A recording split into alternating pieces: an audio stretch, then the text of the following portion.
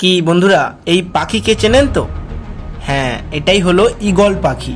আর eagle পাখিকে চেনে না এমন মানুষ হয়তো খুঁজে পাওয়া খুব কঠিন। পাখিদের মধ্যে সবচেয়ে উঁচুতে উঠতে পারে এই পাখি, তাই তো একে পাখির রাজা বলা হয়।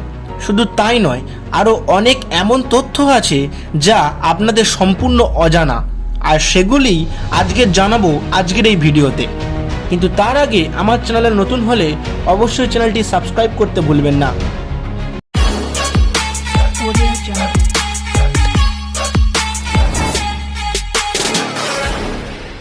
ঈগলের মতো তীক্ষ্ণ দৃষ্টিশক্তি আর হয়তো দ্বিতীয় কোনো পাখির নেই, কারণ সে আকাশে উড়ন্ত অবস্থা থাকা সত্ত্বেও আশেপাশে 5 কিমির মধ্যে থাকা সমস্ত জিনিসকে সে খুব স্পষ্ট সহজে দেখতে পারে। আপনি জানলে অবাক হবেন, ঈগল যখন শিকার করে তখন সে তার চোখের সব ফোকাস মাত্র একটি শিকারের উপরই রাখে, এবং যত বাধা বিপত্তি আসুক না কেন সে সেটাকে শিকার করেই ছাড়ে। ঈগল পাখিকে পাখির রাজা বলা হয়, কারণ জানেন, কারণ সে একটা রাজার মতো জীবনযাপন করে। সে কোনোদিন মরা পচা জীবজন্তু খায় না, সে সর্বদাই টাটকা জীবন্ত প্রাণীকে শিকার করেই খেয়ে বেঁচে থাকে। যদি কোনোদিন বনের মধ্যে ঝড় আসে, বনের সব পাখিরা নিজেকে বাঁচানোর জন্য গাছের কিংবা শক্তপোক্ত জায়গায় আশ্রয় নেয়, কিন্তু ঈগল পাখি কি করে জানেন? সে ঝড়ে ভয়ে না লুকিয়ে থেকে ঝড়ের বেগকে কাজে লাগায় এবং আকাশের আরও উঁচুতে উঠতে থাকে। এমনকি একবার ঝড়ের বেগ পেয়ে গেলে সে তার ডানা ঝাপটানোও বন্ধ করে দেয় এবং আরও উঁচুতে উঠতে থাকে। প্রত্যেক ঈগলের জীবনে সবচেয়ে কঠিন সময় হলো যখন তার বাবা ঈগল এবং মা ঈগল তার সন্তানের ওড়ার জন্য প্রশিক্ষণ দেয়। ছোট্ট ঈগল যখন হালকা বড় হয় তখন থেকেই তাদের ওড়ার জন্য প্রশিক্ষণ দেওয়ার ব্যবস্থা শুরু হয়ে যায়।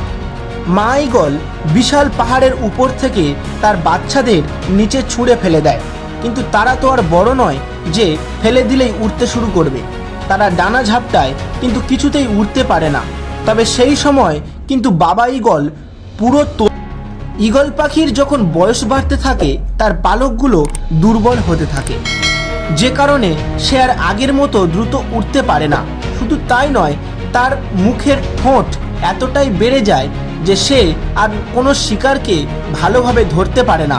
কিন্তু এখানে সে থেমে থাকে না, সে তখন আশ্রয় নেয় একটি পাহাড়বর্তী এলাকায়, যেখানে পাহাড়ের গায়ে ঘষে ঘষে তার নখ এবং ঠোঁটকে ভেঙে ফেলে এবং গায়ের সমস্ত পালককে ছিঁড়ে ফেলে, এবং সেখানেই সে না খেতে পেয়ে কয়েকদিন অপেক্ষা করতে থাকে যতক্ষণ না তার পালক, নখ, ঠোঁট ইত্যাদি না গজিয়ে থাকে।